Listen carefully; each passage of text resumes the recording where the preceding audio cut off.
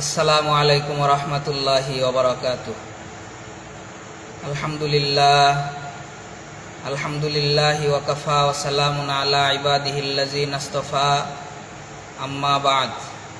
ফাআউযু বিল্লাহি মিনাশ শাইতানির রাজীম। বিসমিল্লাহির রহমানির রহিম। কুনতুম খায়রা উম্মাতিন উখরিজাত লিন-নাস তা'মুরুনা বিল মা'রুফি ওয়া তানহাউনা আনিল মুনকার ওয়া তু'মিনুনা বিল্লাহ। وقال النبي صلى الله عليه وسلم الدين النصيحة أو كما قال عليه الصلاة والسلام। সমস্ত প্রশংসা আল্লাহ তাআলার জন্য, যিনি আমাদেরকে মানুষ রূপে সৃষ্টি করেছেন এবং মুসলমানের ঘরে জন্মদান করে মুসলিম হিসেবে দুনিয়াতে প্রেরণ করেছেন। আমি একটা আয়াতে কারিমা তিলাওয়াত করেছি। আয়াতে আল্লাহ তাআলা বলেন, মুহাম্মদ সাল্লাল্লাহু আলাইহি ওয়াসাল্লামের উম্মতকে উদ্দেশ্য করে বলেন, তোমরা শ্রেষ্ঠ উম্মত, তোমাদের কাজ হলো সৎ কাজের আদেশ করা, অসৎ কাজের নিষেধ করা। সৎ কাজের আদেশ করা, অসৎ কাজের নিষেধ করা, এটা মুহাম্মদ সাল্লাল্লাহু আলাইহি ওয়াসাল্লামের উম্মতের একটা বৈশিষ্ট্য। এ কারণেই যে মুহাম্মদ সাল্লাল্লাহু আলাইহি ওয়াসাল্লামের উম্মত হবে, সে মুহাম্মদ সাল্লাল্লাহু আলাইহি ওয়াসাল্লামের উম্মত হিসেবে তার জায়গা থেকে সাধ্য অনুযায়ী সৎ কাজের আদেশ করবে, অসৎ কাজের নিষেধ করবে। আজকে আমি আপনাদের সামনে উপস্থিত হয়েছি জাতীয় সঙ্গীতের বিষয় নিয়ে। জাতীয় সঙ্গীত কবিতাটা রচনা করেছেন রবীন্দ্রনাথ ঠাকুর। উনি একজন হিন্দু ধর্মের মানুষ ছিলেন। আর হিন্দু ধর্মের মানুষদের আকীদা বিশ্বাস হলো গরুর মলমূত্র, গরুর পেশাব পবিত্র এবং বরকতময়। এ কারণেই তারা বরকত হিসেবে গরুর পেশাব অনেক সময় খাইতে থাকে এবং বরকত হিসেবে গরুর পেশাব তারা অনেক সময় নিজেদের খাবারের ভিতরেও দিয়ে থাকে। তো যাদের আকীদা বিশ্বাস গরুর মলমূত্র এবং পেশাব পবিত্র বরকতময়, তাদের কবিতায় ঈমানের সাথে সাংঘর্ষিক বিষয় থাকাটাই স্বাভাবিক। যেমন কবি রবীন্দ্রনাথ ঠাকুর, উনি আমার সোনার বাংলা নামে একটা কবিতা রচনা করেছেন। সেখানে তিনি বলেছেন, আমার সোনার বাংলা আমি তোমায় ভালোবাসি, চিরদিন তোমার আকাশ তোমার বাতাস। উনি বলেছেন চিরদিন তোমার আকাশ তোমার বাতাস। এ কথার অর্থ হলো আকাশ বাতাস চিরদিন থাকবে, অথচ এটা স্পষ্ট কুফরি কথা।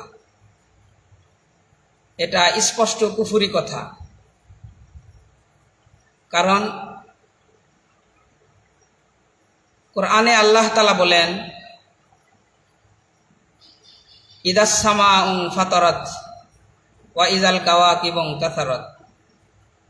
কিয়ামতের সময় যখন আসমান বিদীর্ণ হবে এবং আসমানের তারকাগুলো খসে খসে পড়বে। সূরা তাকবীরের ভিতরে আল্লাহ তাআলা বলেন, ইদাস শামসু কুব্বিরাত ওয়া ইদান নুজুমু কাদারাত। কিয়ামতের সময় যখন সূর্যের আলো নিষ্প্রভ হয়ে যাবে এবং আসমানের তারকাগুলো খসে খসে পড়বে। সূরা রহমানের ভিতরে আল্লাহ তাআলা বলেন, কুল্লু মান আলাইহা ফান ওয়া ইয়াবকা ওয়াজহু রাব্বিকা যুল জালালি ওয়াল ইকরাম ফাবিআইয়ি আলাই রাব্বিকুমা তুকাজ্জিবান।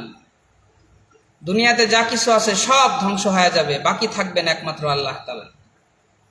অতঃপর আল্লাহ তাআলা জিন ও ইনসান এই দুই জাতিকে উদ্দেশ্য করে বলেন, ফাবিআইয়ি আলাই রাব্বিকুমা তুকাজ্জিবান। হে জিন ও ইনসান, তোমরা তোমাদের রবের কোন কোন নিয়ামতকে অস্বীকার করবে? কোরআনে আল্লাহ তাআলা বলতেছেন আসমান বিদীর্ণ হবে, আসমানের তারকাগুলো খসে খসে পড়বে। কোরআনে আল্লাহ তাআলা বলতেছেন আল্লাহ তাআলা ব্যতীত যা কিছু দুনিয়াতে আছে সব ধ্বংস হয়ে যাবে।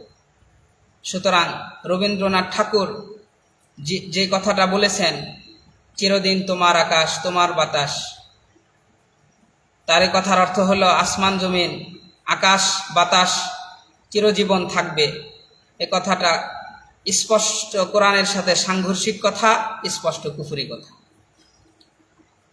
তো তার এই কথা যারা পড়বে, বুঝে পড়ুক অথবা না বুঝে পড়ুক, ঈমান অটোমেটিক ধ্বংস হইতে থাকবে।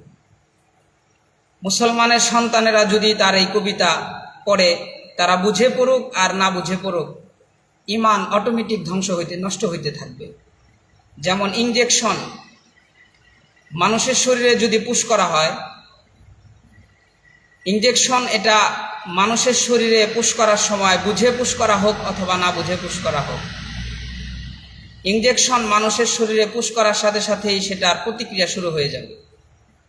ভালো ইনজেকশন পুশ করলে ভালো প্রতিক্রিয়া শুরু হবে দেহের ভেতরে, মন্দ ইনজেকশন পুশ করলে দেহের ভেতরে মন্দ প্রতিক্রিয়া শুরু হয়ে যাবে। ঔষধ এটা যদি মানুষ সেবন করে, সে বুঝে সেবন করুক আর না বুঝে সেবন করুক, মানুষ যেমন ঔষধ না বুঝে সেবন করলেও সেটার প্রতিক্রিয়া শুরু হয়ে যায়, ঠিক তেমনিভাবে মুসলমানের সন্তানেরা যদি পড়ে চিরদিন তোমার আকাশ তোমার বাতাস, এটা সে বুঝে পড়ুক আর না বুঝে পড়ুক, অটোমেটিক ঈমান নষ্ট হইতে থাকবে। এ কারণে আমাদের 17 কোটি মুসলমানের পক্ষ থেকে সরকারের কাছে আবেদন, আমাদের যে জাতীয় সঙ্গীত আছে এটার ভিতরে যে বিষয়গুলো আছে, অনেক বিষয় কোরআনের সাথে সাংঘর্ষিক, এবং এ জাতীয় সঙ্গীতের ভিতরে যে কথা আছে তার অনেক কথাই কুফরি কথা, স্পষ্ট কুফরি কথা। যেমন চিরদিন তোমার আকাশ তোমার বাতাস, এ কথাটা স্পষ্ট কুফরি কথা।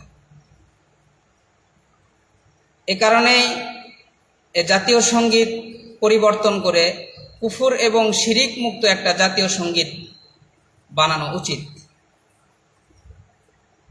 এবং এই কথাটা যদি আমাদের পাশাপাশি জেনারেল শিক্ষিত যারা আছেন তারা বলা শুরু করেন, তাহলে সরকার এটার প্রতি বেশি গুরুত্ব দিবেন। কারণ আরবিতে একটা প্রবাদ বাক্য আছে, আল জিনসু ইয়ামিলু ইলা জিনসিহি, জিন্স তার জিন্সের প্রতি ধাপিত হয়, স্বজাতি তার স্বজাতির প্রতি ধাপিত হয়। যেই মেজাজের, যেই স্বভাবের, যেই বংশের, যেই শিক্ষার, তার কথাটা ওই মেজাজের, ওই স্বভাবের, ওই বংশের, ওই শিক্ষার মানুষ বেশি গ্রহণ করে থাকে। তো প্রধান উপদেষ্টা মহোদয় যেহেতু জেনারেল শিক্ষিত মানুষ, এ কারণেই আপনারা জেনারেল শিক্ষিত যারা আছেন, আপনারা যদি আপনাদের জায়গা থেকে জাতীয় সঙ্গীতের ব্যাপারে কথা বলেন, যে জাতীয় সঙ্গীত কুফর এবং শিরিক যুক্ত একটা সঙ্গীত, এই সঙ্গীত পরিবর্তন করে কুফর এবং শিরিক মুক্ত একটা সঙ্গীত বানানো উচিত।